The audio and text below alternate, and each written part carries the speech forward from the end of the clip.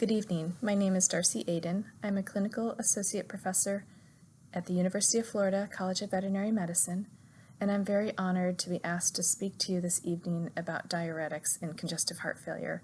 This is one of the topics in which I'm passionate about and is an area that I have focused my research on. So I'm very excited to go through the various aspects of using diuretics, balancing what we know from evidence-based medicine with what we all know from our heart involves the art of medicine in treating heart failure patients. Before we get started, I have a few disclosures. I currently consult for Ceva, and I've received funding for a variety of studies from Ceva, Purina, and the American Kennel Club Canine Health Foundation. During the next hour, I'd like to go through some specifics regarding diuretic mechanisms, specifically for loop diuretics, discuss the evidence-based approaches to choosing one diuretic over another, talk about the adverse effects of the diuretics, and compare furosemide to torsemide.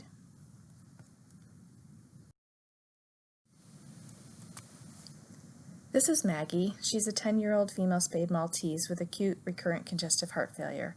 I'm sure she's a very common presentation for many of you listening today, just like she is in our practice.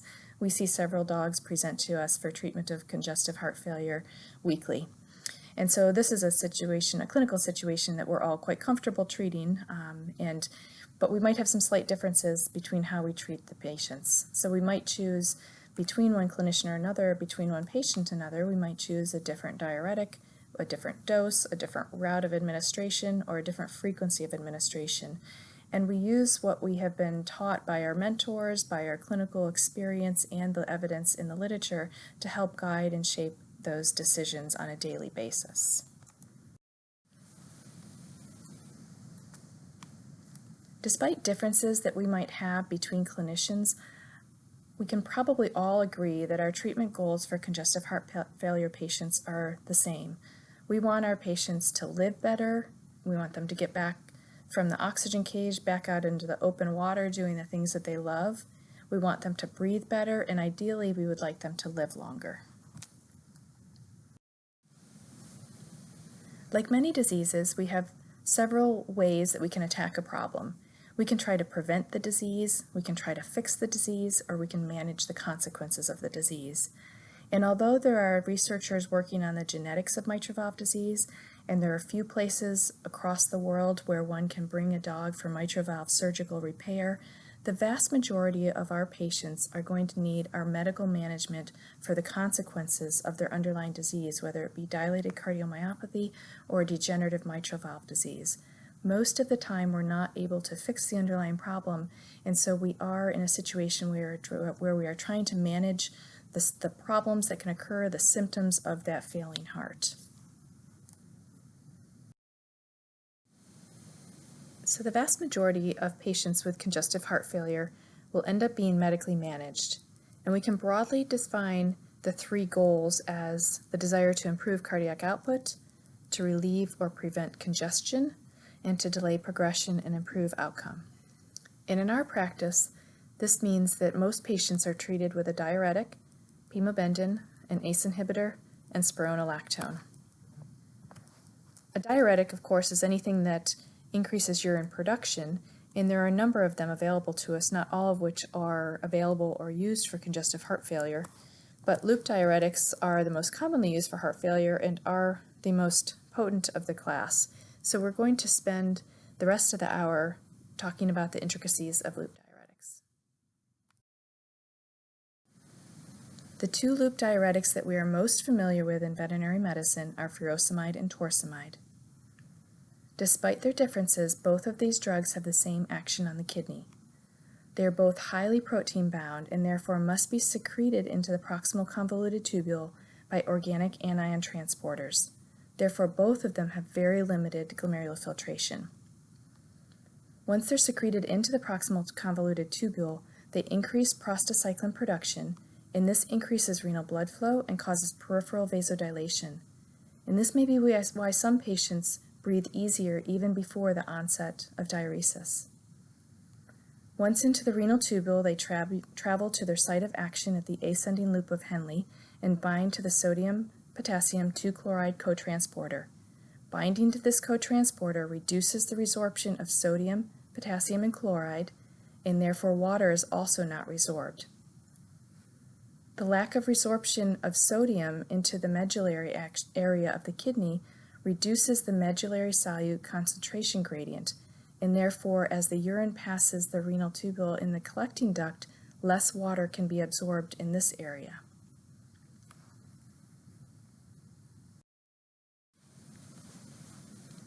So although we are all very familiar with the underlying mechanism of loop diuretics, I do believe that there is some recent data that can inform us to refine our practice of heart failure by making us think about which diuretic might be a better first-line diuretic, what is the best method to administer the diuretic, and some aspects that we might think about for adjusting the dosage of diuretic either up or down. When we give a diuretic, we hope to see increased urine production as an indication that the drug is working. And this loss of fluid from the body through the urine helps to treat congestive heart failure, which occurs because of increased hydrostatic pressure. Starling's forces are influenced by oncotic pressure forces in the vasculature and interstitium balanced by hydrostatic pressure. Normally, this results in a small efflux of fluid from the vascular space that is taken up by the lymphatic system. The increased hydrostatic pressure associated with decompensated heart failure results in accumulation of interstitial fluid. Diuretics act by removing fluid from the vascular space and eliminating it from the body by urine, so that the Starling's forces then dictate resorption of interstitial fluid back into the vasculature. This graph represents data we have from healthy dogs receiving a 5-hour furosemide CRI, and in this setting there is a close and direct relationship between water lost and sodium lost. This direct relationship may not be the same in disease or with chronic dosing, however.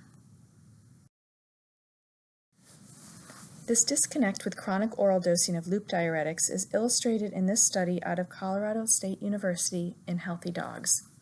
The graph on the left is urine production, the graph on the right is urine sodium lost. Each of the graphs has placebo, furosemide, and torsemide at equipotent doses, and the sampling was at day 2, 6, and day 10. So one can appreciate based on the graph from the left that over time, as most evident in the graph for torsemide, urine production actually increases over the 10-day period. But in the graph to the right, one can appreciate that urine sodium loss actually decreases over time during this 10-day period. And so the reason for this disconnect between sodium and urine in chronic dosing is unknown, but it may be related to RAS activation or the loss of the medullary concentration gradient. The method of administration of a loop diuretic is going to vary based on the clinical presentation before us, remembering that the route in which we give the diuretic will affect the peak of the action and the duration of the diuretic. And so this chart shows us, just breaks down the onset of action, the peak of action, and the duration of action for the various ways that we can give furosemide. In the States, we only have torsemide available to us in tablets, and so I've only listed PO here. But we can appreciate that giving furosemide IV is going to be the best way to give it to a dyspneic patient because the onset of action will be very quick. We already mentioned that it might have some vasodilatory action when we give it IV as well. It will peak very quickly. However, we have to remember that it will only last for 1 to 2 hours in its diuretic action. And so when we think about that, if the patient is not completely better with one IV dose, then we need to think about the second bolus and how that would relate to the duration of action, so 1 to 2 hours later for a second bolus. Or we could set up a CRI, which will have a similarly fast onset of action, but because it's given as a continuous rate infusion and continuously presenting the kidney with furosemide, causing continual diuresis, it will have its duration of action for as long as we give it. In a situation where IV is not accessible, we can certainly give furosemide IM and achieve the peak duration. Similarly to IV, it will last a little bit longer. And then sub-Q administration and PO administration would be not necessarily appropriate for the acute situation because of the long time to peak of action and decreased efficacy for urine production compared to IV dosing. In a situation where we have a patient that can't stay in the hospital, we have taken some of this pharmacokinetic data into account and maybe given an IV dose for a patient that should stay in the hospital, followed by a sub-Q dose before they go home to try to do what we might call a poor man's CRI and give us a little bit longer duration of action. And so really a knowledge of how these drugs work pharmacokinetically can be very helpful for deciding which route is best for a clinical patient. And then we'll touch on this a little bit later, but if one compares the oral pharmacokinetic profile of furosemide to torsemide, we can appreciate that the onset of action is similarly at an hour for both drugs, but lasts much longer for torsemide than it does for furosemide. And I believe this has advantages for us treating clinical patients. We have to remember when using loop diuretics that they have a threshold effect. In this theoretical graph on the left shows blood diuretic concentration on the y-axis, loop diuretic dosage on the x-axis, and we can appreciate from the very left-hand curve that if we give a dose of diuretic that is too low and doesn't cause blood concentrations to enter the effective range, we will not trigger diuresis. The middle part of the graph shows an appropriate dose where blood concentrations reach the effective range, diuresis occurs, and the right-hand curve shows that a higher dose of diuretic does not necessarily give us more benefit because the blood concentrations with that higher dosage might go outside the effective range. So we can appreciate this, that if we need more diuresis, we might be better to increase the frequency of dosing and not necessarily the dose of the diuretic at any given time. We can also appreciate that if we are going to do something, say a diuretic trial, like a Lasix trial for a patient that we're not sure has congestive heart failure or not, that we don't want to be too wimpy on that dose. We want to actually give a dose that's going to cause diuresis if we're going to make a decision about whether they have a response to it or not. We looked at furosemide dose related to blood concentrations a few years ago in a study of congestive heart failure dogs. And what we found in that study was that the furosemide dose correlated poorly with blood concentrations and only at doses that were less than 6 mg per kg per day. We found no correlation of diuretic dose and blood concentrations when the furosemide dose was greater than 6 mg per kg per day. And so this really suggests to me that once we start to escalate on those furosemide dosages above 6 mg per kg per day, we may not be doing any more for the patient because we're not changing blood concentrations, which is really going to be one of the most important factors for the diuretic getting into the kidney and having its effect there. And so once we start to escalate our doses above 6 mg per kg per day, we might want to start thinking about other ways to improve diuresis or potentially change diuretics. We also have to remember that diuretic dose responsiveness is affected by disease. Whereas in the normal situation, increasing doses of loop diuretic results in an increased diuretic response up to a limit, this curve is shifted to the right for dogs with congestive heart failure and renal insufficiency. In congestive heart failure, this reduced responsiveness to a diuretic dose may be due to activation of the renin-angiotensin system. Dogs with chronic renal insufficiency actually have a secretory defect, and therefore they can have a reduction in the secretion of furosemide into the renal tubule and therefore a reduced diuretic effect.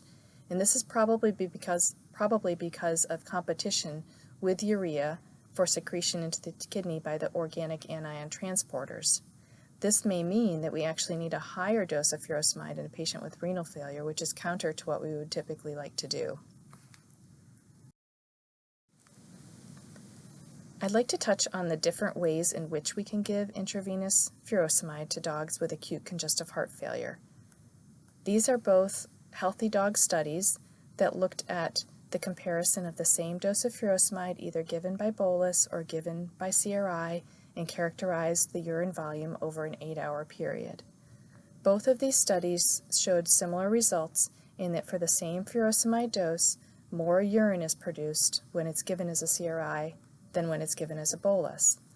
And this is likely because when we give it as a bolus, there's going to be a period of time, most likely, between boluses where the diuretic effect has worn off and the renin-angiotensin system is quickly activated to retain sodium and water and undo some of the diuretics effect that happened in the previous hour.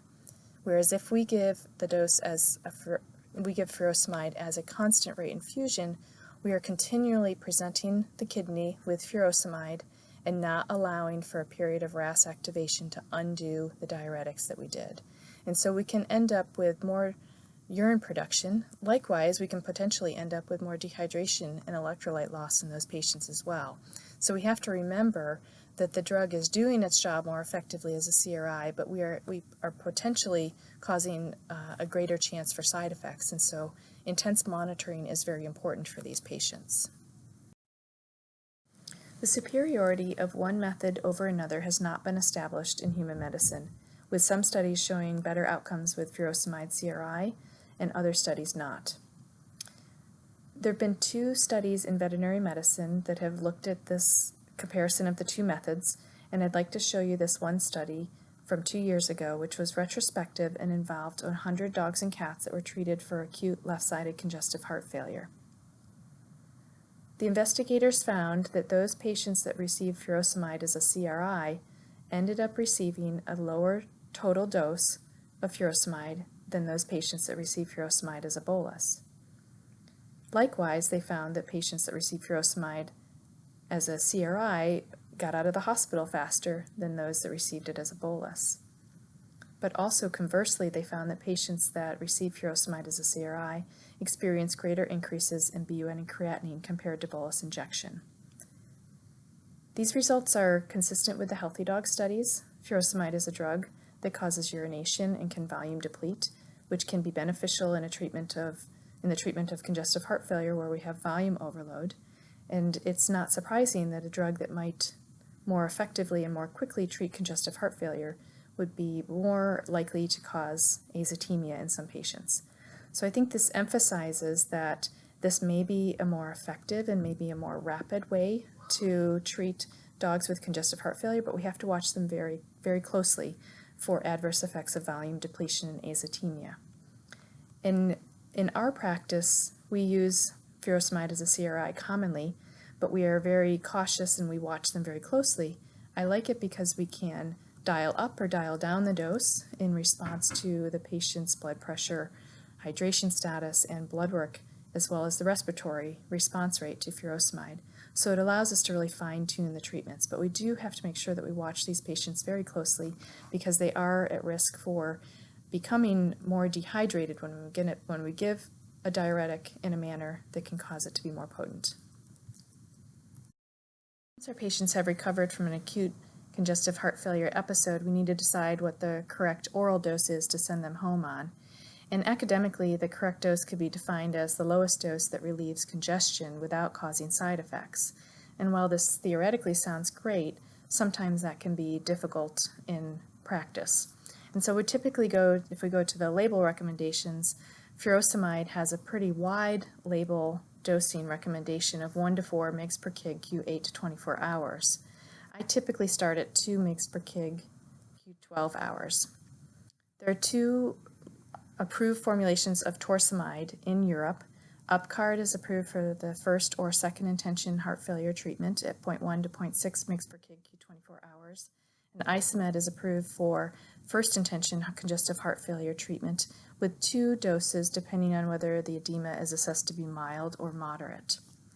In the U.S., we don't have any approved formulation of torsemide for the treatment of heart failure in dogs and cats, and so we have to use the smallest available human-sized tablet, which is 5 milligrams, and that can make it very difficult to obtain these really low doses in small patients, or even more importantly, to adjust the medication once we've started it. So we will often formulate the torsemide into a liquid suspension to allow us to dose it more finely. Sometimes we're faced with figuring out what dose to convert a patient from furosemide to torsemide with. And this would be a patient that we're not necessarily starting out with first intention treatment, but perhaps they're failing furosemide therapy, and we want to switch them over to torsemide because of the greater potency. And there are a couple studies that we can use to determine what dose conversion factor to use. But at the lower doses of furosemide, the conversion factor of furosemide to torsemide appears to be around 10:1. When we start to get into higher doses of furosemide and are thinking about converting to torsemide, then a 20:1 conversion ratio appears to be more accurate. And this may be, in my opinion, this has to do with what I showed you a few slides ago, that furosemide dosage correlates with blood concentrations really only weekly and only at lower doses of less than 6 mg per kg per day. And once we start getting into really high doses of furosemide, we lose that correlation to blood concentrations. And so I think for some dogs there may be less benefit to increasing the furosemide dose, but we might be at those higher doses when we attempt to convert over to torsemide, and therefore a lower or a 20:1 conversion ratio may be more appropriate when our furosemide dose is very high. But either way, whatever we choose when we are converting a patient over, it's very important for us to monitor that patient very closely to make sure that we're not giving more or less diuretic than they need. Adjustment of our loop diuretic dose is fairly common, but I would say that it's probably most commonly done for uptitration for recurrent or persistent congestive heart failure.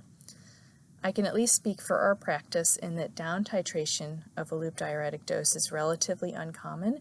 In the situations where we would typically be down titrating a loop diuretic dose would be a patient who develops side effects, specifically azotemia or dehydration in response to a diuretic dose. We don't often routinely decrease the dose without one of those stimuli. There might also be a reason to decrease the dose because of protocol. For example, the isomid label recommendations do recommend higher doses up to 0.4 mg per kg per day for severe pulmonary edema, but they do recommend limiting those higher doses for a period of only 3 to 5 days and then going back down. And I'll show you a little bit more data on that later on in the talk as to why that recommendation exists. So there may be a protocol for down titration, but I think in most of our hands the down titration occurs when a patient becomes azotemic or dehydrated. And perhaps this occurs that we don't down titrate without those stimuli because there is a risk associated with trying to find the lowest effective dose. By definition, the lowest effective dose, if you were to find it, would mean that that patient would go back into heart failure, and you would know that the dose under the lowest effective dose was not effective. And I think for many of our patients, the risk in finding that lowest effective dose is the recurrence of heart failure, which could mean death of the patient, but it probably more commonly would mean a hospitalization and then potentially finances, which may or may not be feasible for that client. So many of us don't want to find that effective dose because it may be to the detriment of the patient or the client being able to treat another heart failure episode.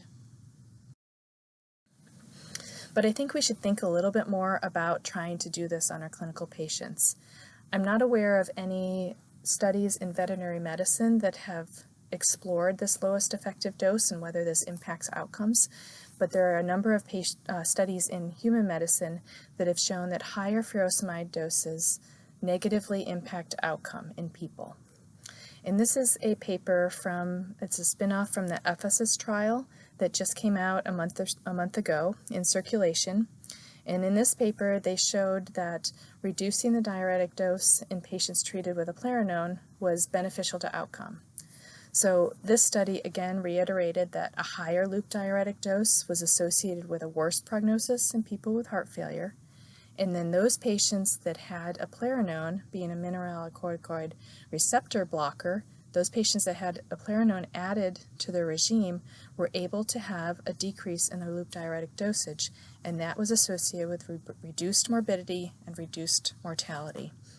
So I think this is something for us to think about, that higher doses of diuretics, while life-saving at times, may not necessarily be beneficial to outcome, and there may be things that we want to do to try to lower that loop diuretic dose for our patients for the benefit of their outcome. But we don't necessarily want to just go ahead and lower the diuretic dose and see what happens. We want to have a strategy so that we can support the patient when we do lower the dose and hopefully prevent them from having a recurrence of congestive heart failure. We know that the underlying heart disease that led to congestive heart failure causes RAS activation, and we also know that the administration of loop diuretics causes RAS activation. So we want to make sure that if we are going to go down on the loop diuretic dose, that we have this patient covered with RAS suppression. And that will help us to not retain so much sodium and so much water and hopefully help mitigate and control congestive heart failure.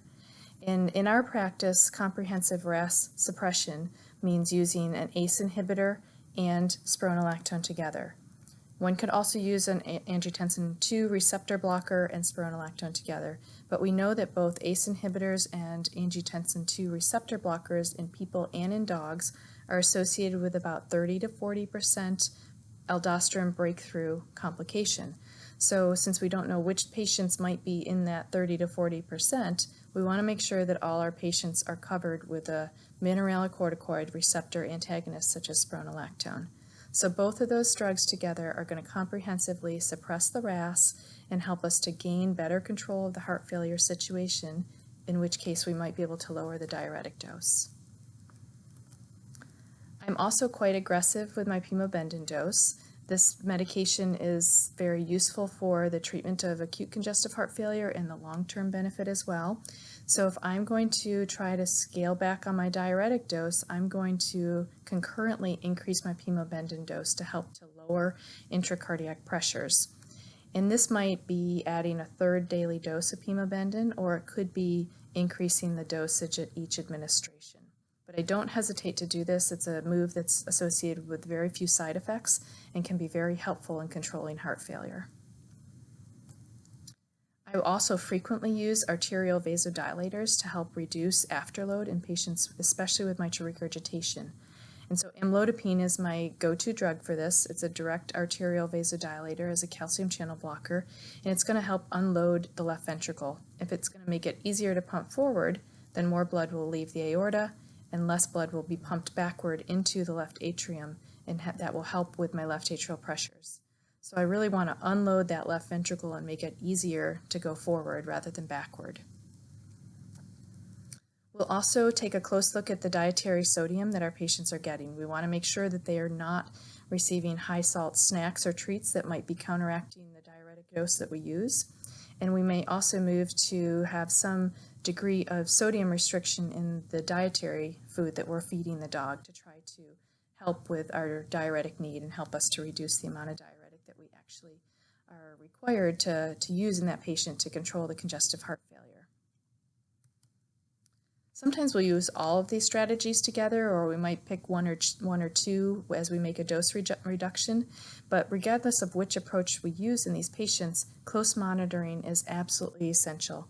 So I want to make sure that any of my strategies are not going to result in the patient going back into heart failure, and if they do, I want to catch that backward trend very quickly so that I can address it by increasing the diuretic again.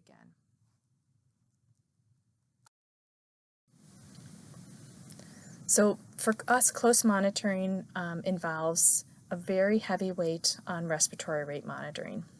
And the Cardiology app that I have pictured here is the one that I use in our practice. I find it the most user-friendly, but there are several apps out there that are useful to get owners on board with monitoring respiratory rates and understand the impact and importance of monitoring resting and sleeping respiratory rates. And so this is something that is hopefully going to avoid a hospitalization. What we want to avoid is not the overt patient becoming overtly dyspneic, but we want to help the owners to recognize a small increase in respiratory rate that they might not subjectively appreciate as dyspnea. so that they can tell us, hey, the respiratory rate went from 16 to 32. Should I be worried about that? And we say, yes, we should. So I use 30 as my cutoff, but I also advise them that if the respiratory rate goes above 30, I want to know about it, but also if the respiratory rate takes a big jump. If it's normally 16 at rest and it goes up to 28, I want to know about that as well. And so that might help us to, over the phone, make some very small adjustments in the diuretic dose and decide when we're done going down, when we might need to stay where we are or go back up again. And so I find it surprising sometimes that owners are not willing to do this very simple thing at home, but I have found that the app and explaining to them exactly why we want that close monitoring can be very helpful, and it's helped us to avoid hospitalizations in patients where we're adjusting the dose really closely. Of course, we can use our thoracic radiographs, and when I have a patient that comes in congestive heart failure, we're treating acutely, I do like to have a set of radiographs before they go home that shows significant improvement or ideally resolution, and then I'll have those to compare against should I need to get the patient back again. I can know whether they recurred or what their baseline looks like when they're cleared. So there certainly is a role for thoracic radiograph monitoring, and sometimes we'll get them back after we've made a diuretic dosage reduction so that we can document that, hey, we haven't caused any regression of congestive heart failure in this situation.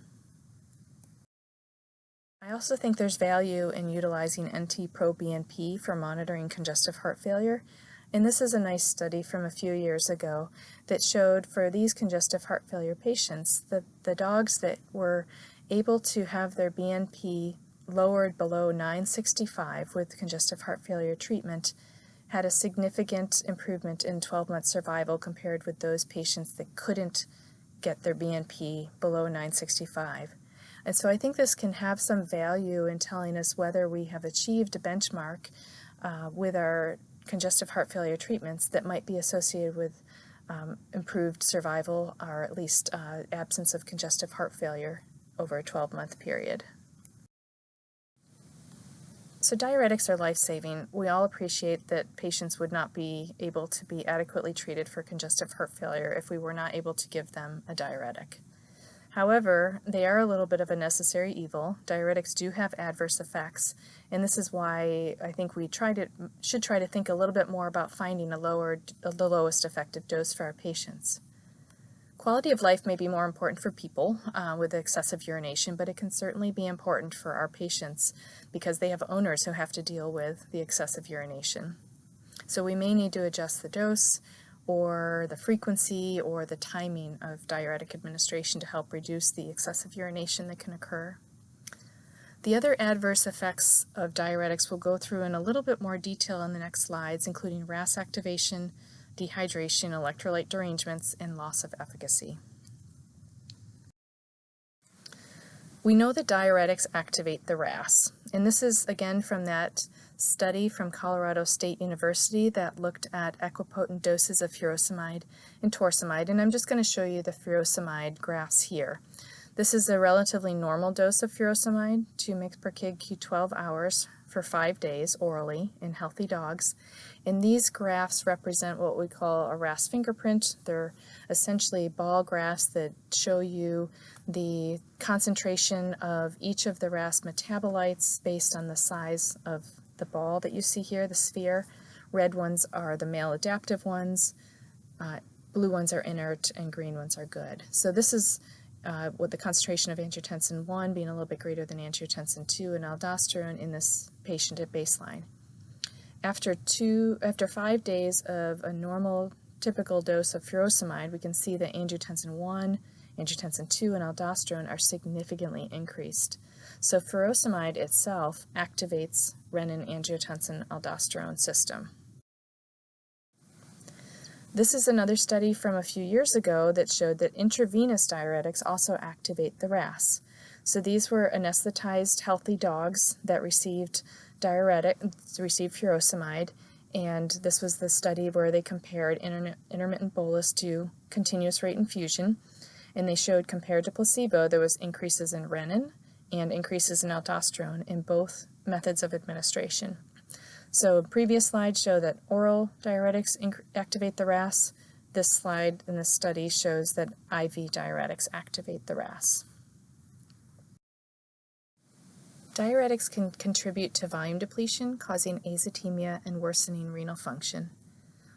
Cardiovascular renal disorders are defined as a disease, toxin, or drug-induced structural and/or functional damage to the kidney or the cardiovascular system, leading to disruption of the normal interactions between these systems to the ongoing detriment of one or both. And it's become apparent that cardiorenal syndrome occurs in our patients with heart failure. This was a study from 2016 that separated dogs with mitral valve disease into those that had cardiorenal disease, as evidenced by the green survival curve, and dogs that did not have cardiorenal disease, as evidenced by the blue curve. And there was a significant survival difference between these two groups of dogs, showing that having azotemia and worsening renal function leading to cardiorenal disease in this group of patients resulted in a poor survival. It can sometimes be difficult to determine the impact of parenteral loop diuretics on renal function in our clinical patients. And this is because so many of our patients are older, and in addition to their heart failure, they may have underlying renal disease as well. To shed some light on this, I want to show you two graphs from a healthy dog furosemide CRI study that we did. There are 10 patients here. They received a relatively short furosemide CRI. We looked at the percent change in creatinine from the start to the end of the CRI, and it did not significantly increase during that time period.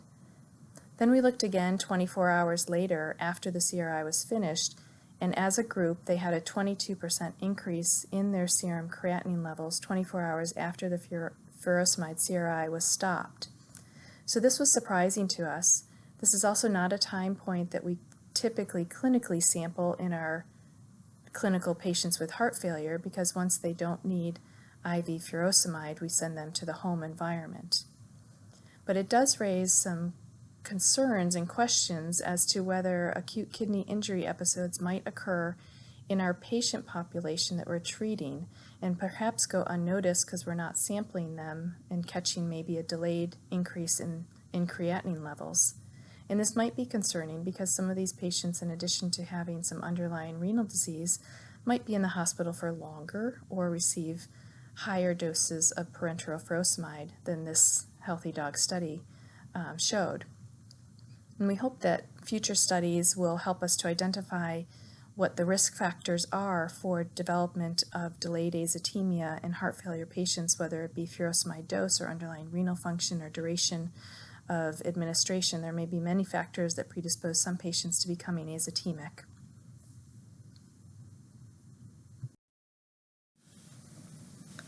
Diuretics, ironically, also contribute to the decline of their own efficacy, and this is called diuretic braking.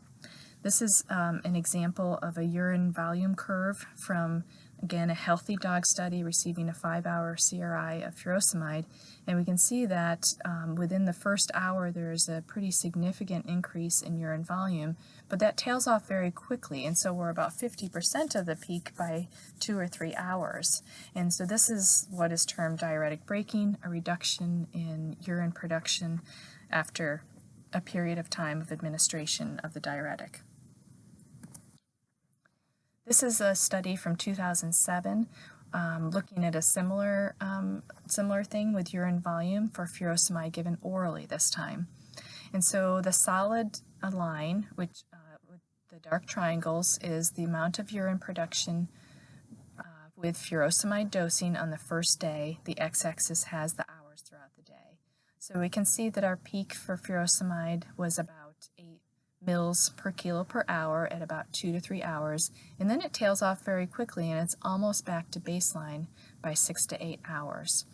So if we are giving furosemide twice a day, we can see that we only have diuresis for about 6 hours, and then the drug is not effective and the renin-angiotensin system can kick back in and resorb sodium and water to counteract the diuresis that we had.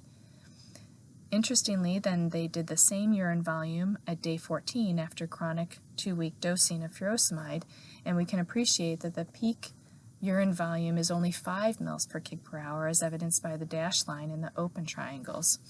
So the amount of urine produced with the same dose of furosemide 2 weeks later is much less than the first dose.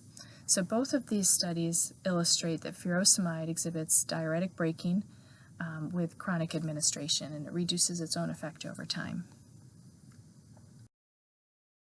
We think that the breaking phenomenon during furosemide administration is probably mediated by the RAS, but there may be other mechanisms that play a role as well. This is data from the furosemide CRI study, a 5-hour study of healthy dogs getting furosemide as a CRI, and we've superimposed the solid line on the graph being urine volume showing breaking around 2 to 3 hours, and the dotted line showing urine aldosterone to creatinine ratio as an indicator of RAS activation. And so right about the time that we have a decrease in urine production, at the 2 to 3 hour mark, we have a rise in urine aldosterone. So this suggests that this may be impacting in the increase in renin-angiotensin activation, the increased aldosterone, and angiotensin II are working to retain sodium and water as we continue to give furosemide. We also looked at furosemide concentrations in the blood and the urine and showed that there was continued furosemide secretion, so this did not occur because of a decrease in secretion. Remember that furosemide entering into the proximal renal tubule is not dependent on glomerular filtration to any significant degree. It's a secretory mechanism. So that was not altered over time, but in fact it appears that it was a RAS activation phenomenon. We also showed a declining urine sodium to urine potassium concentration ratio in these patients over time, which is consistent with the effect of aldosterone. There may be other mechanisms of diuretic tolerance, diuretic resistance, or maybe described more generically as poor diuretic response. Some of the diuretics that we give, especially furosemide, have poor gastrointestinal absorption, and it can be quite variable from day to day or between patients. We may also have a disease process such as right-sided congestive heart failure that reduces the rate of absorption of oral diuretics. And so if we reduce the rate, we may not hit that effective range of blood concentration for which is required to cause diuresis. Sometimes some clinical situations, especially renal failure with the accumulation of urea, can result in organic anion accumulations that compete for furosemide secretion into the proximal tubule. There are also drug-to-drug interactions to consider, and NSAIDs are probably the biggest culprit in this category. NSAIDs inhibit prostaglandins, which is a major mechanism for the effect of loop diuretics. They reduce renal perfusion, they inhibit natriuretic peptides, and they compete with furosemide for organic anion transport into the proximal convoluted tubule. Many of our patients are older and might have concurrent diseases such as arthritis that are being treated with NSAIDs, so it's very important that we investigate whether patients might be on this class of medications because it can really work against us in our heart failure treatment, and we might consider moving them to a different type of pain medication such as gabapentin if we find out that they're receiving this. With chronic administration of loop diuretics, the body compensates for this, and distal to the site of loop diuretic action in the distal tubule, we can have those cells undergo hypertrophy and hyperplasia with the intent to increase sodium resorption after the point at which the loop diuretics have effect. And so this can essentially undo the effect of the loop diuretics over time because of this hypertrophy.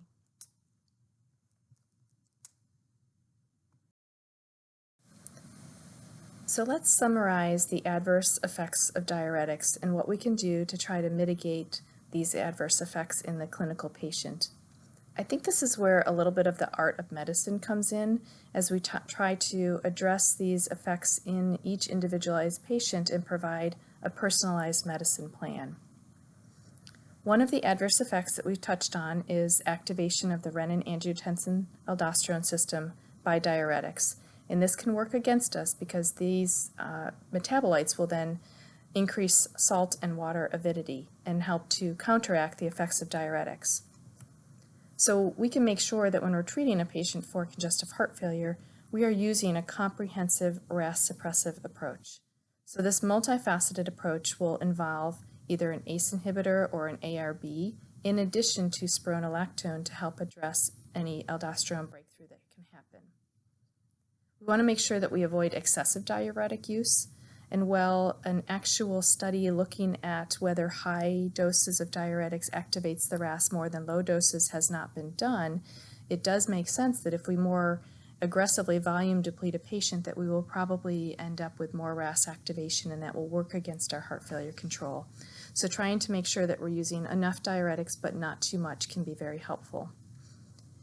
We know from a healthy dog study that the use of hypertonic saline in a 3.5% solution as a diluent for furosemide CRI is less RAS activating than using D5W as the diluent. So if we're going to hospitalize a patient and use furosemide as a CRI, D5W probably makes more sense.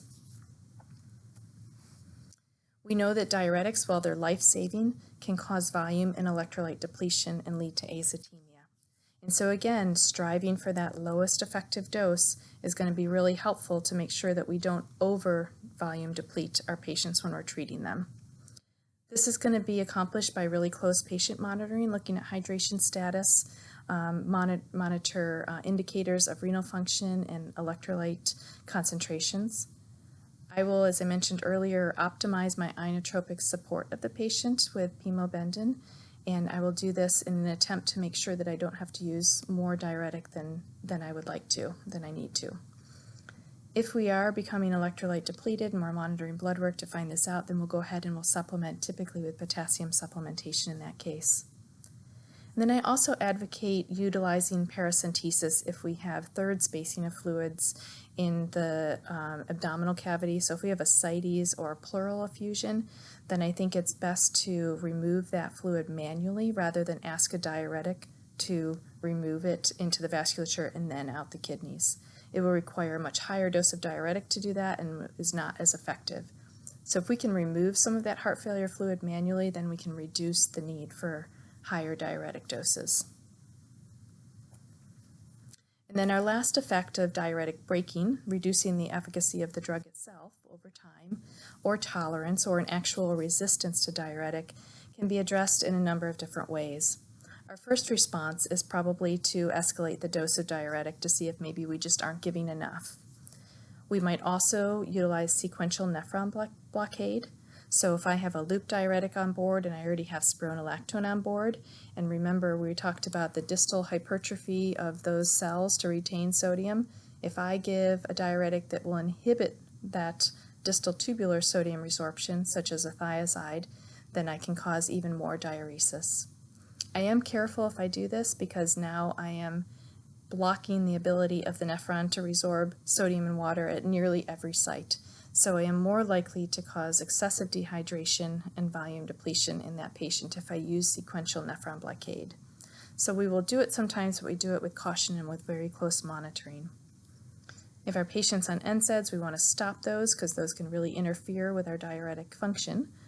And then if we have a patient that is on furosemide and is not responding as well as we think, then we will probably think about overcoming that diuretic poor response by switching over to a stronger diuretic of torsemide. So let's spend the rest of the time kind of comparing head-to-head furosemide and torsemide and trying to come to some conclusion as to one diuretic better than another. We certainly know we have a lot, most of us have a lot more comfort level with furosemide, and torsemide is something that we are learning more about as we go along and more studies are published. Furosemide is really variable in its bioavailability. Studies suggest anywhere from 10 to 90% bioavailability, so quite variable. It's difficult to look at any one patient and know where they fall in that. They can be day-to-day changes in bioavailability, and food can reduce the bioavailability by up to 30%.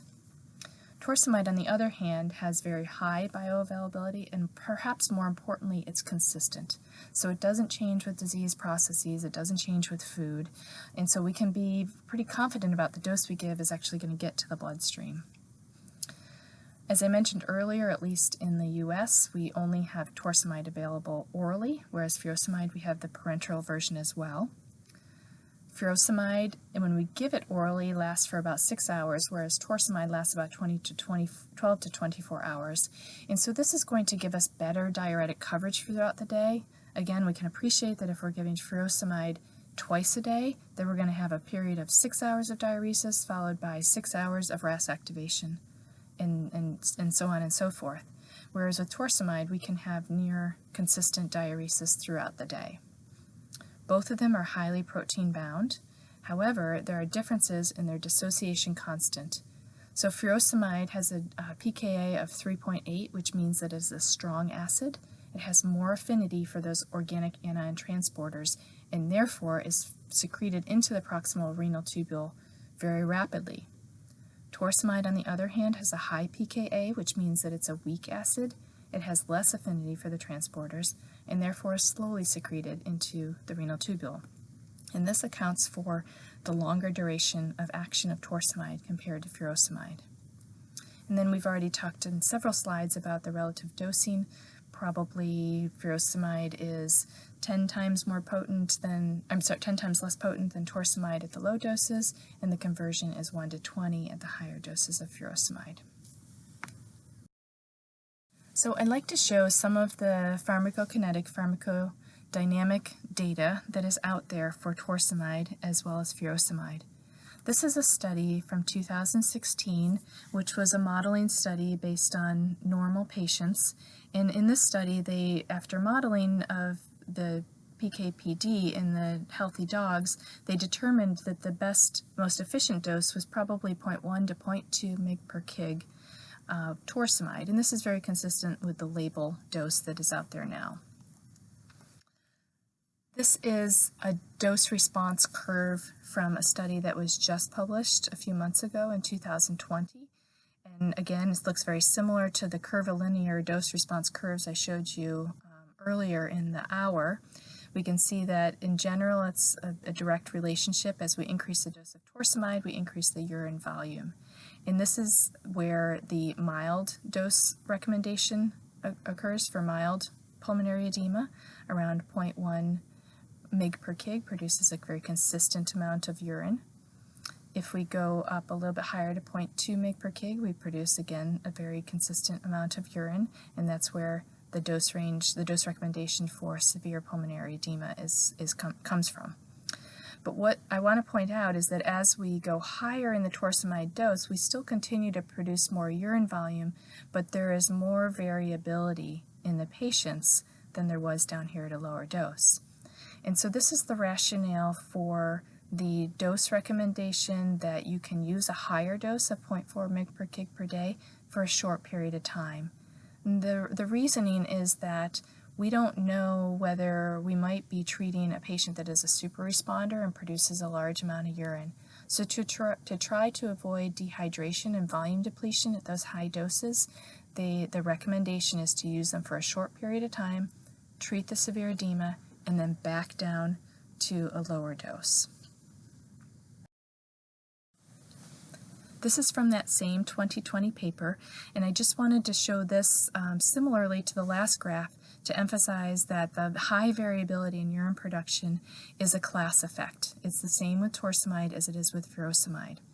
So in this graph, we have furosemide in the orange, torsemide in the green. We can appreciate that for both drugs, there's very low variability in urine production at the low doses of either one of those. But as we go up in the high doses of both torsemide and furosemide, the variability gets to be quite much more significant. And so at higher doses of either one of these drugs, we can have excessive urine formation and potentially dehydration. So we really need to be careful at high doses of either torsemide or furosemide. Despite our comfort with furosemide over many, many years of use, it's not necessarily a safer drug. Torsemide and furosemide are very similar in their RAS activation. This is again from the Colorado State University study that looked at furosemide and torsemide at equipotent doses in healthy dogs given orally over a 10-day time period. And I showed you the graphs on the left and the middle earlier that showed that the administration of a relatively typical dose of furosemide caused RAS activation. So we see an increase in the concentration, which is represented by the size of the sphere in angiotensin 1, angiotensin 2, and aldosterone when we give furosemide. And those increases in the concentration of those angiotensin metabolites is similar when torsemide was given at 0.1 mg per kg Q12 hours in this study.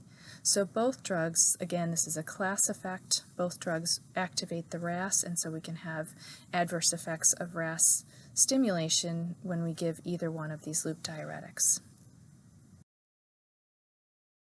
Torsemide avoids the intravascular volume roller coaster that we sometimes see with furosemide.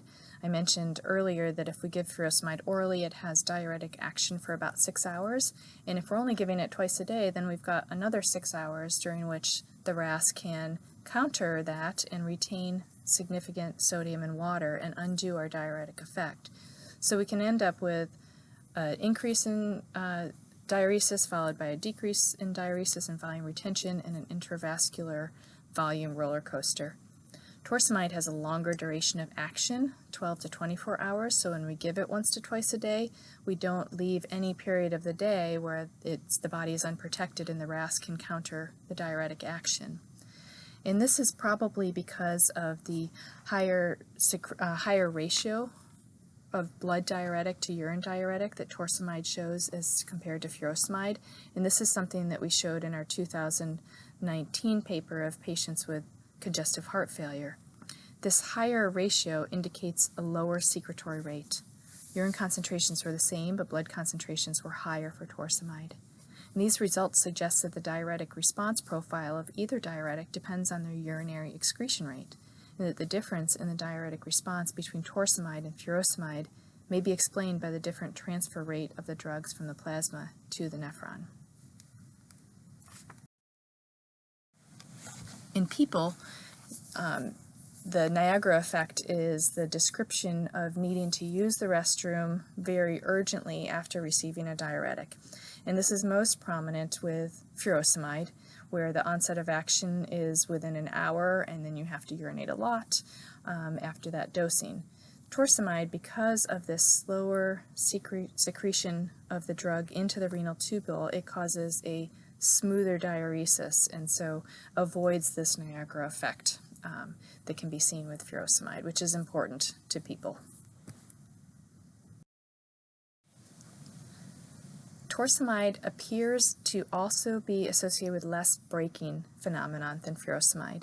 So I showed you this graph a few slides ago with urine volume on the x-axis, time in hours on the y-axis, and the difference between urine production on the first day of diuretic dosing as the solid lines compared to the 14th day of diuretic dosing as the dashed lines. So the chronic administration of furosemide resulted in less urine volume production over time. This is that from that same study, they also looked at torsemide, and the peak urine volume and duration under the curve is certainly greater for torsemide compared to furosemide, but maybe more importantly, after day 14, this was not significantly different than day 1. So the solid curve is very similar to the dotted curve 14 days later. So there was no significant diuretic breaking that occurred with 14-day oral dosing of torsemide, whereas there was with furosemide. So that may be a benefit to a heart failure patient in that it keeps urine production going with chronic dosing, which is what we need in a patient that has underlying heart disease. There have been 2 clinical trials in veterinary medicine comparing torsemide to furosemide. The test study was published in 2017 and enrolled 366 dogs with congestive heart failure, either first time or recurrent. The study was designed as a non-inferiority study and lasted 3 months. The endpoint for this study was cardiac death, euthanasia, or premature withdrawal due to cardiac reasons. And they found in this study that torsemide was not inferior to furosemide for the control of congestive heart failure during this time point. And in fact, the percentage of dogs reaching the endpoint was significantly less for dogs receiving torsemide compared to furosemide. The CARPODIUM study was published just this year with a similarly large number of dogs. There were 321 heart failure dogs, but they were all first-time congestive heart failure patients. The combined endpoint for this study was spontaneous cardiac death, euthanasia for heart failure, and worsening heart failure signs. They found that the dogs that received torsemide had a significantly less chance of reaching the cardiac endpoint compared to dogs receiving furosemide, and this too is statistically significant over a period of 3 months. So while these studies are not true survival studies, they both suggest that there's endpoint benefit to using torsemide for the treatment of congestive heart failure. So in summary, I believe that the literature shows benefits of torsemide over furosemide for the treatment of heart failure in dogs. Torsemide has a greater bioavailability than furosemide, and perhaps more importantly, has a more consistent bioavailability, so we can be more confident that the dose we're giving is resulting in consistent blood concentrations and therefore diuresis. The slow excretion rate into the kidney of torsemide as compared to furosemide allows for a longer duration of diuresis and more consistent diuresis. And additionally, it allows us to dose that patient less frequently, which can be important for medication dosing by owners of patients, and also eliminates that period where we don't have any diuresis that we sometimes see with furosemide. So we don't have any unprotected time during the day where we're not diuresing the patient. In the studies that we have suggest that there is a time to treatment failure benefit. These studies did not look at survival per se, but they looked at treatment failure. And in lieu of survival, this is a beneficial finding for torsemide over furosemide for first-time or recurrent congestive heart failure treatment. So when we're faced with a heart failure patient, we all use this compilation of our own clinical experience, how we were taught, what clinical trial evidence is available to us, what retrospective study information might be helpful to make our decisions, and also expert opinion. And then we take all that together, we recognize that there are knowledge gaps, and that's where the art of medicine comes in helping us to treat our patients. But I hope that in looking at diuretics in more detail during the last hour, we were able to kind of tease some things out of the recent literature that might help us make a more informed decision on treating our heart failure patients. I'd like to thank you all very much for your attention. I'd also like to thank Ceva for asking me to give this hour of webinar, and I'll look forward to meeting up for any questions.